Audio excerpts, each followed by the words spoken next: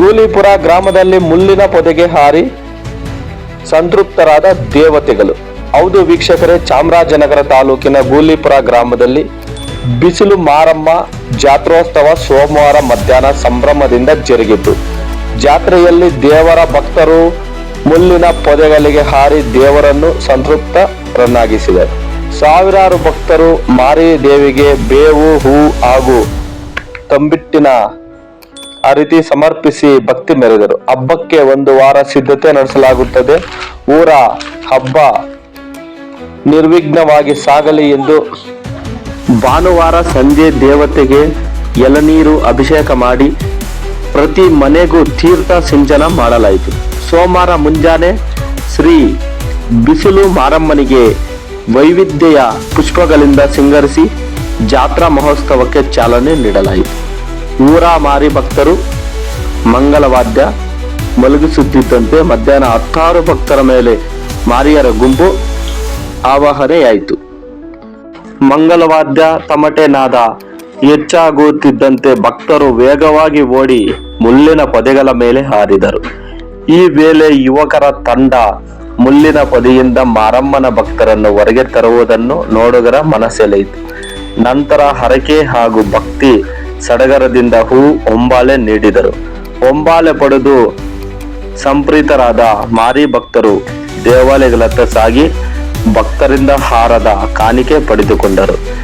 ನಂತರ ಸತ್ತಿಗೆ ಸುರಿಪಾನಿ ಹೊತ್ತವರ ಜೊತೆ ದೇಗುಲವನ್ನು 3 ಬಾರಿ ಪ್ರದಕ್ಷಿಣೆ ಮಾಡಿ ಭಕ್ತರ ಪ್ರಶ್ನೆಗಳಿಗೆ ಉತ್ತರಿಸಿದರು. ಈ ವರ್ಷ ಎಲ್ಲರಿಗೂ ಒಳ್ಳೆಯದಾಗಲಿ, ಮಳೆ ಮತ್ತು ಬೆಳೆ ಸಮೃದ್ಧ ಆಗಲಿದೆ ಎಂದು ಆಶೀರ್ವಚನ ನೀಡಿದರು. ನಂತರ ಸಾರ್ವಜನಿಕರು ಸರತಿ ಸಾಲಿನಲ್ಲಿ ನಿಂತು ದೇವರ ದರ್ಶನ ಪಡೆದರು. ರಾಜ್ಯದ ವಿವಿಧ ಭಾಗಗಳಿಂದ ಬಂದಿದ್ದ ಭಕ್ತರು ಪೂಜಾ ಕೈಂಕರ್ಯದಲ್ಲಿ ಭಾಗಿಯಾದರು. ಹಣ್ಣುಕಾಯಿ, ಹೂ ಸಮರ್ಪಿಸಿದರು. ಗ್ರಾಮದ ನಾಯಕ ಜನಾಂಗದವರು ಅದ್ದೂರಿಯಾಗಿ ಆಚರಣೆ ಮಾಡುವ ಹಬ್ಬವಾಗಿದ್ದು, ಸಮಸ್ತ ಜೀವರಾಶಿಗಳಿಗೂ ತಾಯಿ ಒಲಿತು ಮಾಡಲಿ, ದುಷ್ಟರನ್ನು ಸಂಹರಿಸಿ ಶಿಷ್ಟರನ್ನು ರಕ್ಷಣೆ ಮಾಡಲಿ ಹಾಗೂ ಮಳೆ ಬೆಳೆ ಸಮೃದ್ಧಿಯಾಗಲಿ ಎಂದು ಮುಖಂಡರು ಪ್ರಾರ್ಥನೆ ಸಲ್ಲಿಸಿದರು. ವರದಿ ಗೂಲಿಪುರ ಮಣಿಕಂಠ ನಾಯಕ್.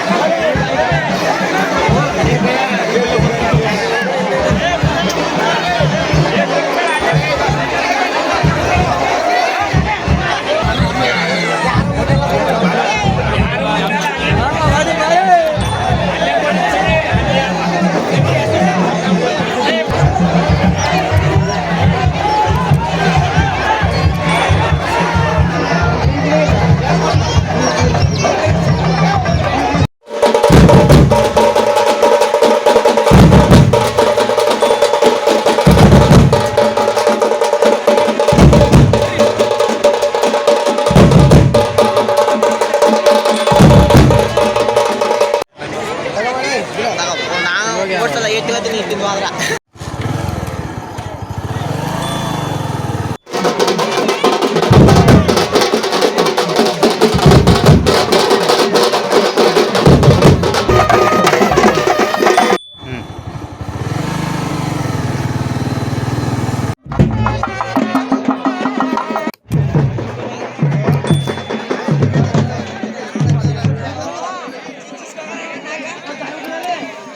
ಹಿಂದೆ ಬರೋಣ